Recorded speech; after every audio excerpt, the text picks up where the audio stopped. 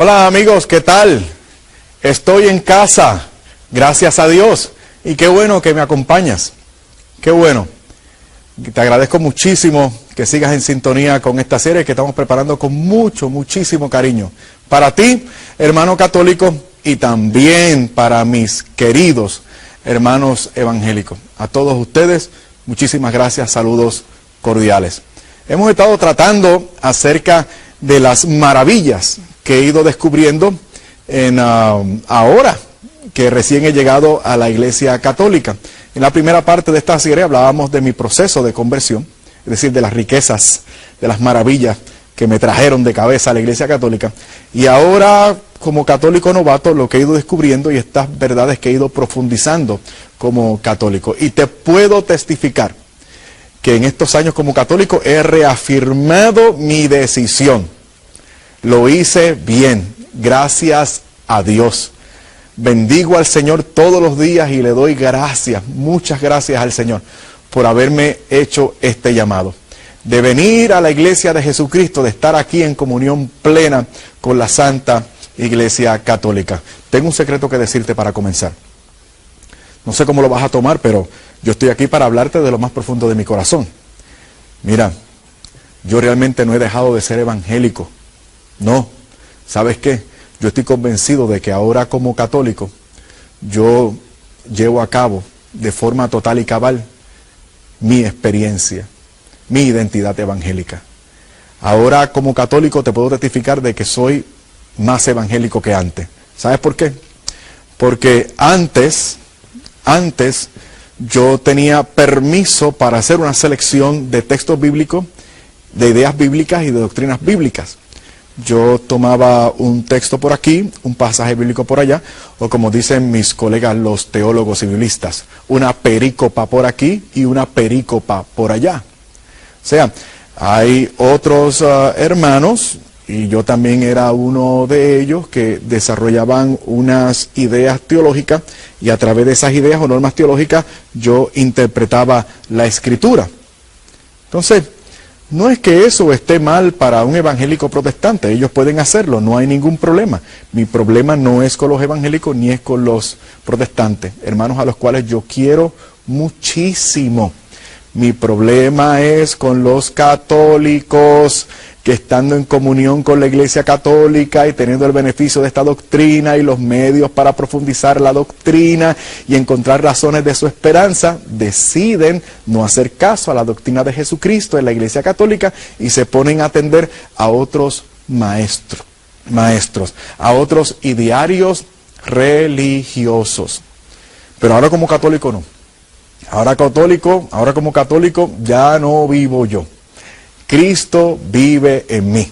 Y yo no tengo opción. O sea, yo soy de Dios. Y yo creo todo lo que el Señor ha revelado.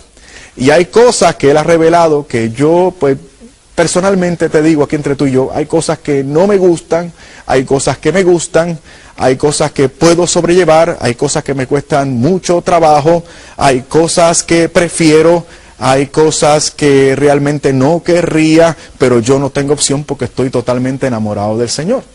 Y como estoy enamorado del Señor, yo lo quiero todo. Así que como católico, yo no tengo permiso para hacer una selección de texto, para creer o hacer lo que me dé, como dicen los hermanos de México, mi regalada gana. No, yo hago la voluntad del Señor. Por eso me siento más evangélico que antes, porque ahora es todo el evangelio. Porque no puedo seleccionar, no puedo hacerlo. Humanamente hablando yo quisiera, pero no puedo. Yo tengo que aceptar todo el evangelio revelado por Cristo. Lo que me gusta y lo que no me gusta, lo que me conviene y lo que no me conviene. Todo el evangelio, porque así son las cosas del amor. En el amor tú no tienes opción. O sea, yo a mi esposa la quiero y la acepto. Y la quiero como ella es. Hay cosas de ella que me gustan, hay cosas de ella que no me gustan. Pero yo no puedo hacer una selección de las cosas que me gustan y las que no me gustan para aceptar otras y rechazar otras. Yo no puedo hacer eso, porque yo no puedo fragmentar y dividir a mi esposa. Yo he hecho una opción por ella, yo la amo, y necesariamente tengo que aceptar de ella las cosas que entiendo, las que no entiendo, las que me gustan y las que no me gustan. Así son las cosas de la fe. Las cosas de la fe tú no las puedes escoger, tú las aceptas y tú las vives. Por eso, repito, soy más evangélico que antes. Ahora es todo el evangelio. Ahora es, por ejemplo, Cristo que es la cabeza, pero la cabeza tiene un cuerpo y ese cuerpo es la iglesia. Y Cristo, a través de ese cuerpo que es la iglesia, imparte unos medios de gracias tremendos, que son los 7 sacramentos. Qué riqueza, qué hermosura, qué bendición. Y en esta ocasión quiero hablarte de una de esas riquezas que he ido descubriendo, de la que me he ido dando cuenta. Se trata de que sea ahora que la plenitud del Espíritu Santo que yo procuraba como cristiano pentecostal, la tenemos aquí, ahora, vigente y operante en la Santa Iglesia Católica. Por eso no puedo entender, perdóname, pero no puedo entender la aseveración de católicos sectarios cuando dicen que tienen que ir a otros lugares a complementar su fe católica. Hay otros que dicen haber tenido una experiencia con el Espíritu Santo y esa experiencia con el Espíritu Santo les sacó de la Iglesia Católica. Entonces yo eso no logro entenderlo porque yo he descubierto lo contrario. O sea, la plenitud de ese Espíritu Santo radica en la Iglesia Católica. No estoy negando, sería un mal católico si tan siquiera insinuara que no hay Espíritu Santo en esos otros grupos cristianos. O sea, yo no puedo decir eso porque iría en contra de lo establecido por mi propia iglesia. Porque esta iglesia es la primera en reconocer oficialmente, te voy a citar el documento y el número, Lumen Gentium del Vaticano II, número 14. En ese número, la Iglesia Católica reconoce que ciertamente hay elementos de gracia, de presencia divina, del Espíritu Santo en estos otros grupos. Ahora bien, la Iglesia reconoce esto y menciona algunos de esos elementos buenos que tienen. La fe en Jesucristo, el apego a la santa palabra de Dios, la oración y otros más. ¿Por qué la Iglesia Católica reconoce esto? La Iglesia Católica lo reconoce porque la Iglesia Católica sabe que lo que estos otros hermanos tienen de bueno y de verdadero lo han adquirido de nosotros. Rechazarles a ellos y sacarles, excluirles del plan de salvación es lo mismo que decir lo que han recibido de nosotros no es válido, no es bueno. De ahí que el mismo número 14 de Lumen Gentium diga que son nuestros hermanos. Separados lamentablemente todavía, pero son nuestros hermanos.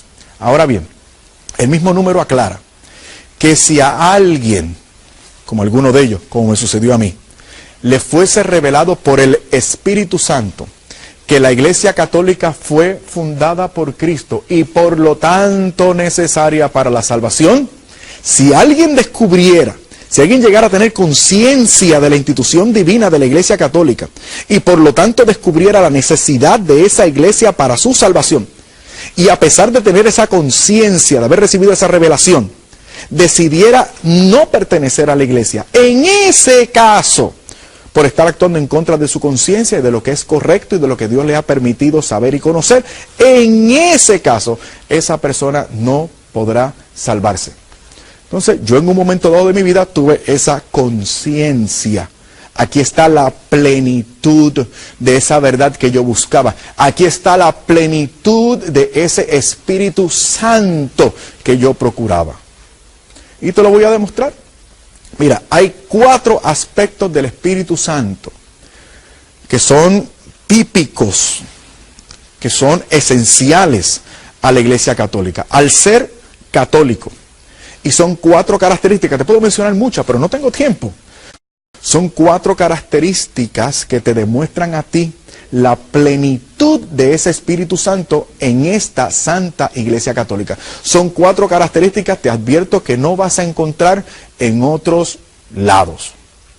No porque allá afuera los hermanos sean malos o poco hábiles, no. Son buenos, son hábiles, algunos de ellos son más inteligentes que nosotros, pero lamentablemente por no estar en comunión con la iglesia fundada por Cristo personalmente hace 2000 años atrás, a pesar de ser buenos y estar bien intencionados, no están en comunión con esa iglesia que tiene la plenitud del Espíritu Santo. Una plenitud que se nos da no porque tú y yo seamos la gran cosa, sino que a pesar de que tú y yo no obremos en consonancia con el amor de Dios, a pesar de eso, por estar en la iglesia de Jesucristo, hemos recibido un gran beneficio, la plenitud del Espíritu Santo que está vigente, disponible para ti y para mí. La pregunta es, ¿estás dispuesto? ¿Vas a acceder a esa plenitud del Espíritu Santo? Pues para que la quieras, he aquí las 4 características que quiero transmitirte acerca de este Espíritu Santo en la Iglesia Católica que no vas a encontrar en ningún otro lugar. En primer lugar, el Espíritu Santo, te voy a hablar desde la Biblia, mi amada Biblia. El Espíritu Santo conduce a la verdad completa. Primera característica. Te voy a dar una tarea. Ve por los capítulos 14, 15 y 16 del Evangelio según San Juan. Allí hay 7 versículos que te hablan acerca del Espíritu Santo. Ponlo juntito y vas a encontrar, vas a poder leer algo como: yo me voy, dice el Señor, pero no les dejaré huérfanos. Yo rogaré al Padre y el Padre enviará en mi nombre un consolador, un paráclito, un acompañante. Y a ese acompañante le llama el Señor el Espíritu de verdad en el capítulo 15. El Espíritu de verdad, que es el Espíritu Santo. Y continúa el Señor. Y el Espíritu Santo les conducirá a la verdad completa. Escucha bien. El Señor se iba. Va a ascender. Se va. Él es la verdad en persona. Pero Él cuando llegue allá arriba, no va a dejar a la iglesia sola. Por eso les dice, voy a rogar al Padre y el Padre enviará en mi nombre el Espíritu Santo, que es el Espíritu de la verdad. Y ese Espíritu Santo les va a conducir a ellos, a la iglesia, a la verdad completa, plena y completa. Una sola y única verdad.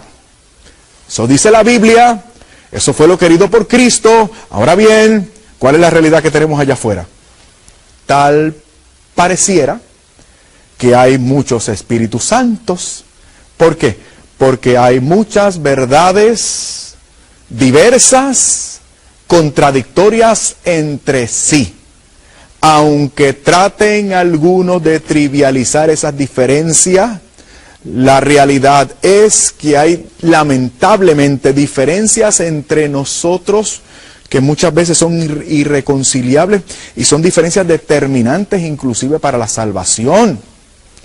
Entonces, ¿fue eso lo querido por Dios? ¿Fue eso lo que Dios quiso? ¿Fue eso lo que el Señor estableció? ¿Fue eso lo que el Señor pidió al Padre? Entonces, el Espíritu Santo, el Espíritu de la verdad. Entonces, tenemos entonces que hacer un ejercicio honesto de búsqueda y de cuestionamiento a nosotros mismos y a la realidad. ¿Dónde está ese Espíritu Santo? ¿Dónde está ese Espíritu Santo? Que necesariamente ha tenido que estar remitiendo a la iglesia y a los hombres a una sola y única verdad. ¿Dónde ha estado esa sola y única verdad? ¿Dónde ha estado ese Espíritu Santo? ¿En qué iglesia por los pasados 2000 años? No te voy a contestar. Responde tú. Llévalo a tu examen esta noche. Segunda característica, el Espíritu Santo fomenta y sostiene la unidad de la iglesia. Por eso no entiendo a los católicos sectarios. No los entiendo cuando dicen, tuve una experiencia con el Espíritu Santo y siento que me voy de la iglesia. O dejo de ser católico en la medida que tengo experiencias espirituales. ¿De qué experiencias espirituales estás hablando? Una experiencia con el Espíritu que saca a algunos de la iglesia.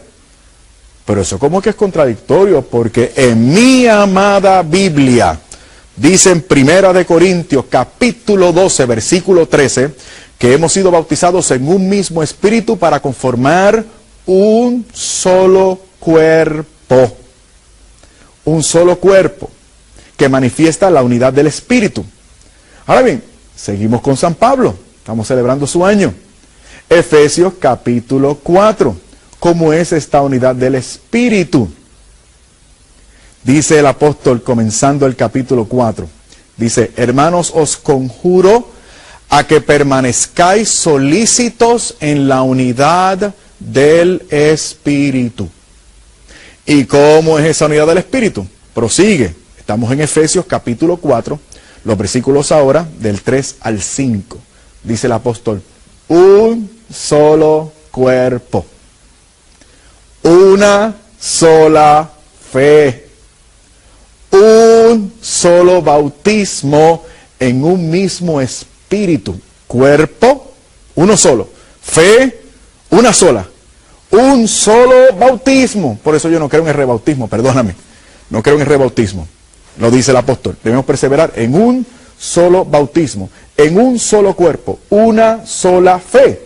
Y hay diferentes acepciones de fe que nosotros debemos tomar en consideración a partir de este versículo. Fe como sinónimo de creer, un asentimiento intelectual. Fe como don y fe como doctrina.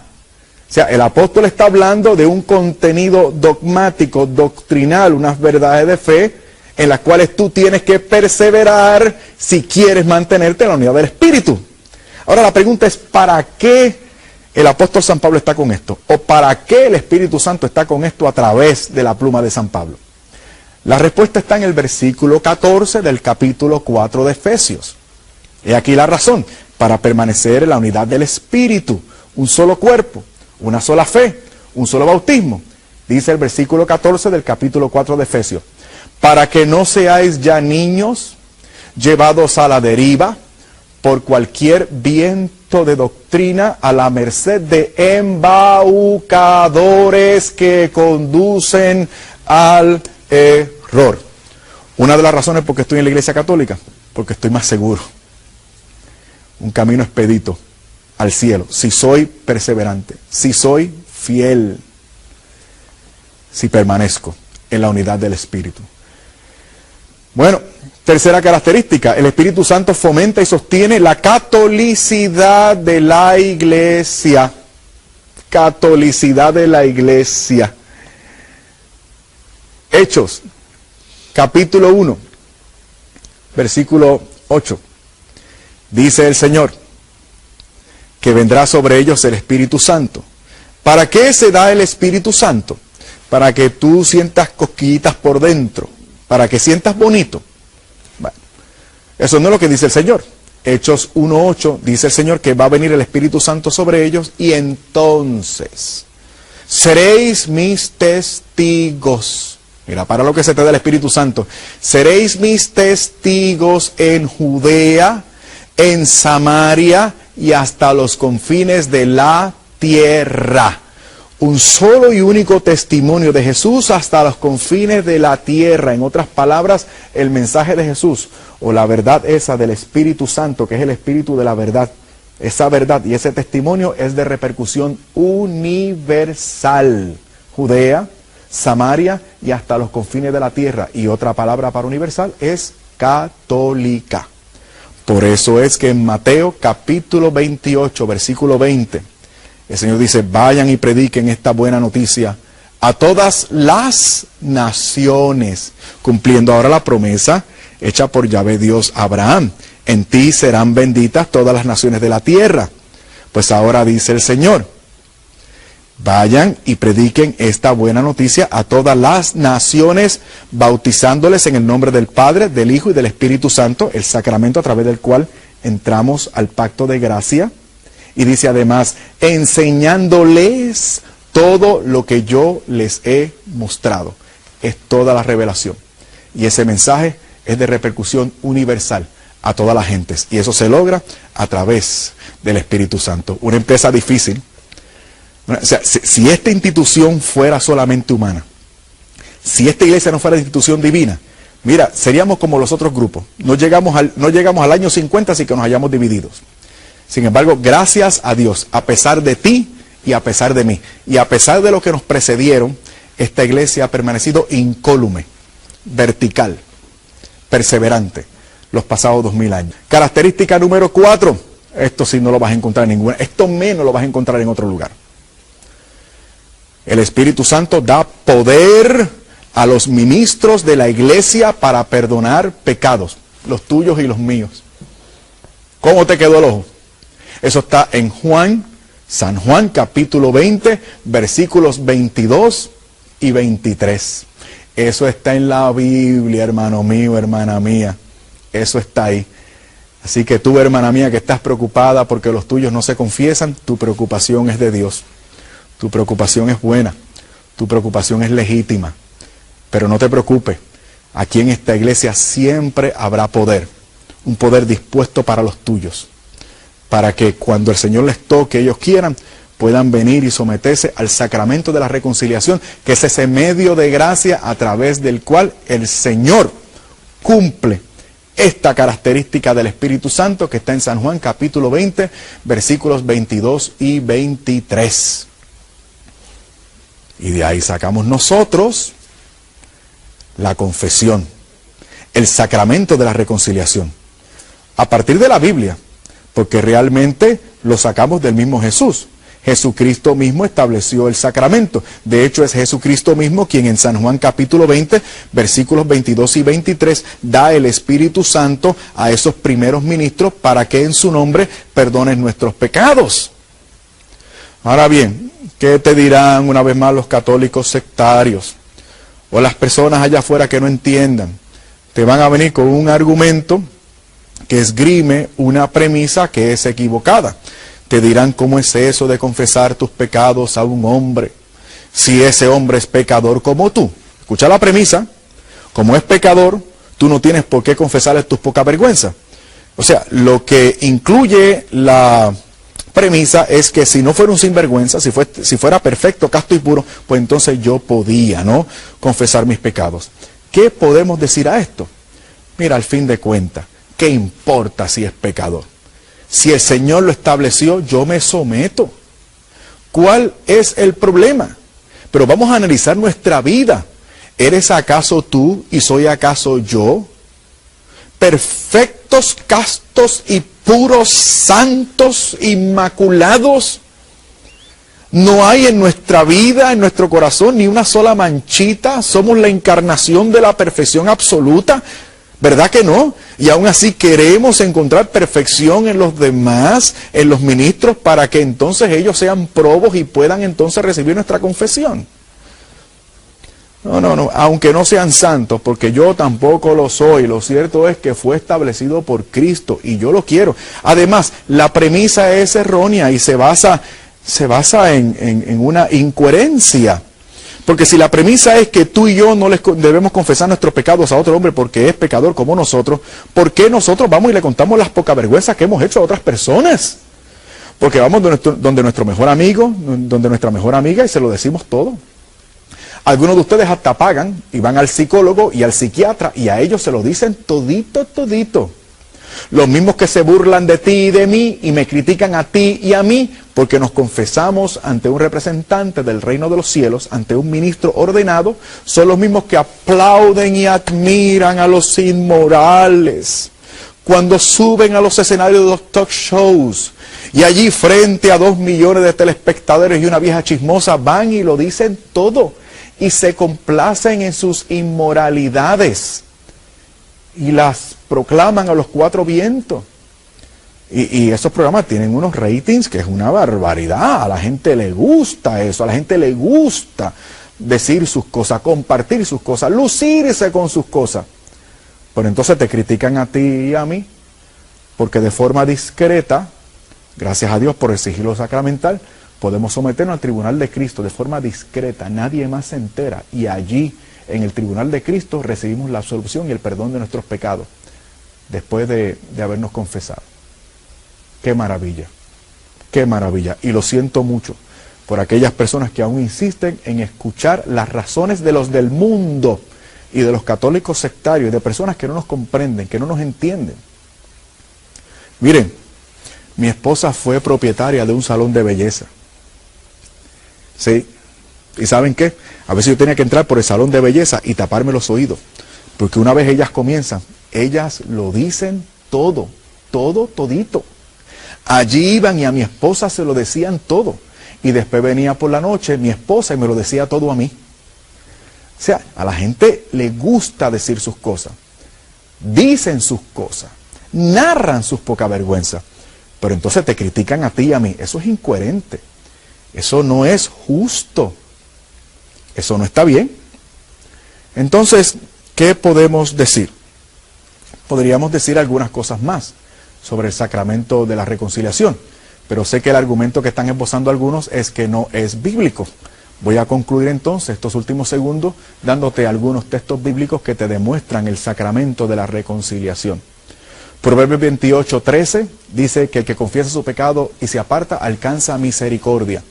En Santiago 5:17 hay una orden tajante: confesaos vuestros pecados. Mateo 3:6 dice que iban a ser bautizados por Juan el Bautista confesando sus pecados. Este te va a encantar. Hechos 19:18 dice que los que habían creído, escucha bien, después de haber creído, para los que piensan que es cuestión solo de creer, los que habían creído, después de haber creído, venían a confesar sus pecados. Y hasta el siglo VIII la confesión era pública, my friend. Y en San Juan, capítulo 20, versículos 22 y 23, el Señor sopló sobre ellos el Espíritu Santo y les dijo: recibid el Espíritu Santo. A quienes le perdonen los pecados, les serán perdonados. Y a quienes le retengan los pecados, les serán retenidos. ¿Lo dijo o no lo dijo? Aquí, gracias al Señor, tenemos en casa la plenitud del Espíritu Santo disponible para ti, para que te beneficies de esta presencia divina y puedas lograr realizarte como cristiano y como cristiana. Aquí en casa siempre te estaremos esperando con los brazos abiertos. Dios te bendiga.